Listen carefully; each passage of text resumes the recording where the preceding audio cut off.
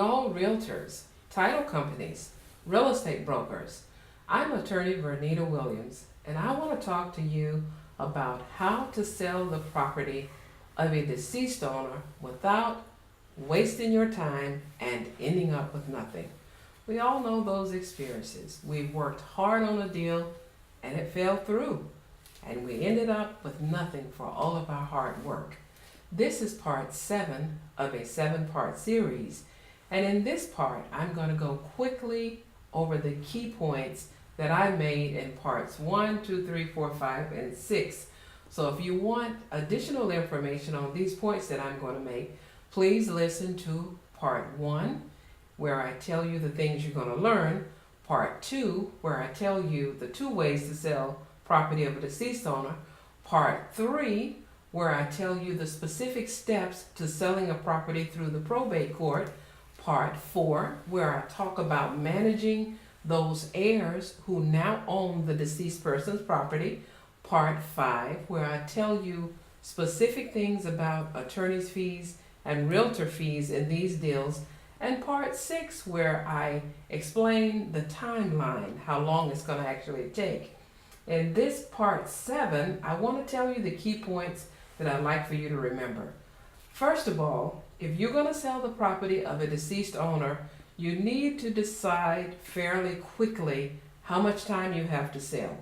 Now, if that property is in foreclosure or has a tax deed sale coming up, you will need to go through the probate court, because in doing so, you will probably be able to buy a little bit of time.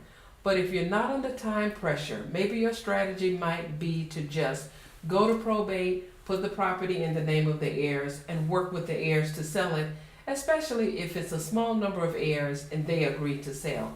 So number 1, how much time do you have, and is it best to go through probate court and sell it through probate, or go through probate court and put the property in the heirs and sell it working with them?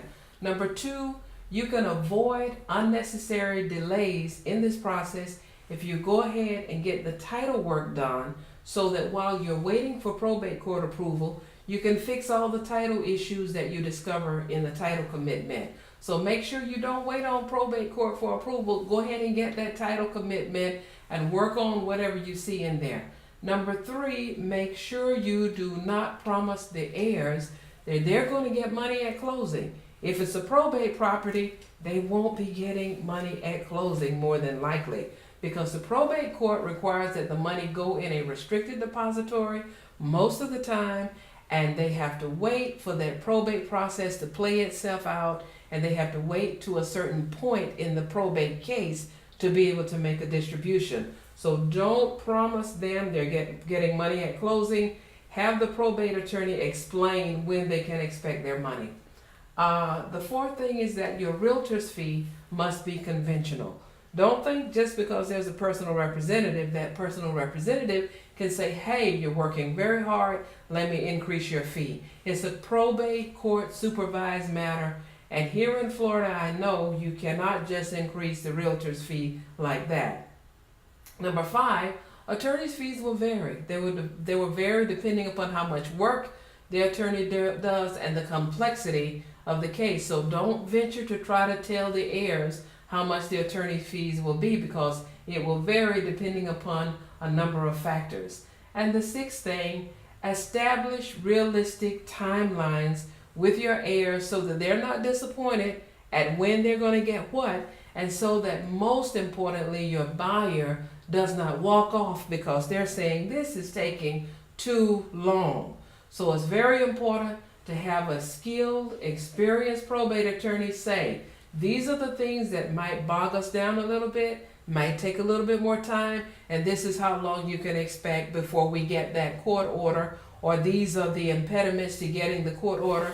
So be clear about timelines to keep your clients satisfied and keep your buyer from walking off.